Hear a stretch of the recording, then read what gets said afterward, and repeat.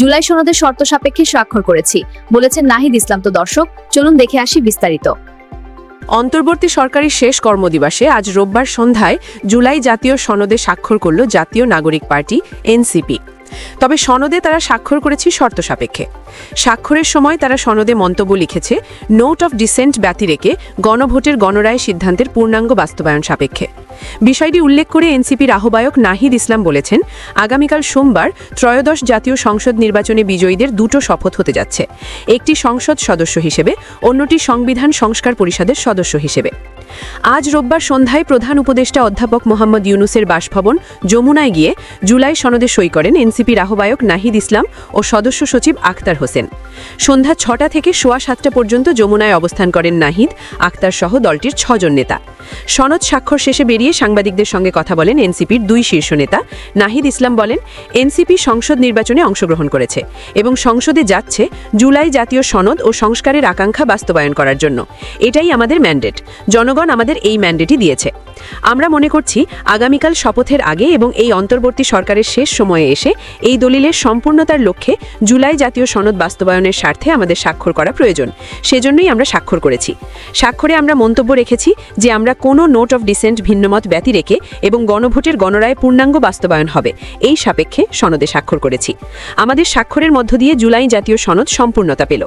আগামীকাল থেকে আমাদের কাজ হচ্ছে সংবিধান সংস্কার পরিষদে জুলাই সনদ ও গণভোটের আদেশ অনুযায়ী সংস্কারগুলোকে বাস্তবায়ন করা। জাতীয় সংসদ নির্বাচনে নির্বাচিতদের শপথের বিষয়ে নাহিদ বলেন, এখনও আনুষ্ঠানিকভাবে জানানো হয়নি, কিন্তু আমরা আইন উপদেষ্টা এবং সংসদ সচিবালয়ের সচিবের সঙ্গে অনানুষ্ঠানিকভাবে কথা বলে জেনেছি আগামীকাল 2টি শপথ অনুষ্ঠিত হচ্ছে। এটাই হওয়ার কথা, কারণ গণভোটের আদেশে খুব সুস্পষ্টভাবেই লেখা আছে যে নির্বাচিত প্রতিনিধিরা জাতীয় সংসদ ও সংস্কার পরিষদের সদস্য হবেন একই সঙ্গে। ফলে আগামীকাল একই সঙ্গে 2টি শপথ হবে। প্রথম শপথ সংসদ সদস্য হিসেবে যারা জিতে এসেছেন এবং সেই একই ব্যক্তিরা সংস্কার পরিষদের সদস্য হিসেবেও শপথ নেবেন। একই সঙ্গে পরপর 2টি শপথ হবে, এরকমটাই আমরা জানি। গণভোটের আদেশেও সেটাই লেখা আছে। শপথ কে পড়াবেন তা নিয়ে সন্দেহের অবকাশ নেই মন্তব্য করে নাহিদ ইসলাম বলেন, গণভোটের আদেশের 8 নম্বর ধারায় খুবই সুস্পষ্টভাবে বলা আছে যে যিনি সংসদ সদস্যদের শপথ পড়াবেন সেই একই ব্যক্তি সংবিধান সংস্কার পরিষদের সদস্য হিসেবেও তাদের শপথ পড়াবেন। শোনা যাচ্ছে সিইসি সংসদ সদস্যদের শপথ পড়াবেন, ফলে সিইসি সংস্কার পরিষদের সদস্য হিসেবেও শপথ পড়াবেন। এ সময় অন্তর্বর্তী সরকারকে ধন্যবাদ জানান নাহিদ ইসলাম।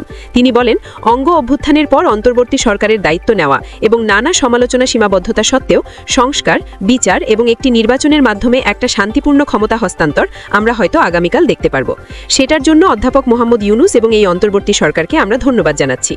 পরে সাংবাদিকদের এক প্রশ্নের জবাবে এনসিপির আহ্বায়ক বলেন, জুলাই সনদ বাস্তবায়নের ক্ষেত্রে যাতে কোনো ধরনের দ্বিধা না থাকে, এনসিপি কেন স্বাক্ষর করেনি এমন আলোচনা যাতে না হয়, সব মিলিয়ে এই সনদ বাস্তবায়নের স্বার্থেই তারা স্বাক্ষরটি করেছেন। কিন্তু এই স্বাক্ষরটা আসলে আনুষ্ঠানিকতা, কারণ ইতিমধ্যে এনসিপি জুলাই সনদে হ্যাঁ এর পক্ষে প্রচার চালিয়েছে। জুলাই সনদ বাস্তবায়ন নিয়ে আর কোনো সংশয় দেখছেন না বলে উল্লেখ করেন নাহিদ ইসলাম। তিনি বলেন, গণভোটের প্রশ্নের মধ্য দিয়ে নোট অফ ডিসেন্টের পুরো বিষয়টাই মীমাংসিত হয়ে গেছে। অবশ্যই গণভোটের গণরায় বাস্তবায়ন করতে হবে। এদিকে এনসিপির পক্ষ থেকে পাঠানো এক সংবাদ বিজ্ঞপ্তিতে বলা হয়েছে, এনসিপি জুলাই সনদ স্বাক্ষরের সময় জাতীয় ঐক্যমত্য কমিশনের সহপ্রধান উপদেষ্টা অধ্যাপক আলী রিয়াজ, সদস্য বদিউল আলম মজুমদার ও প্রধান উপদেষ্টার বিশেষ সহকারী মুনির হায়দার উপস্থিত ছিলেন। জুলাই সনদে স্বাক্ষর করার জন্য প্রধান উপদেষ্টা এনসিপিকে ধন্যবাদ জানান বিজ্ঞপ্তিতে উল্লেখ করা হয়। ইসলামী আন্দোলন বাংলাদেশের আমির সৈয়দ মোহাম্মদ রেজাউল করিমের চরমোনাই পীরের সঙ্গে সৌজন্য সাক্ষাৎ করেছেন বিএনপির চেয়ারম্যান তারেক রহমান। আজ সোমবার সন্ধ্যায় রাজধানীর বেইলি রোডে ইসলামী আন্দোলন আমিরের বাসভবনে যান তারেক রহমান। সেখানে এই 2 শীর্ষ নেতা পৌনে 1 ঘণ্টা কথা বলেন।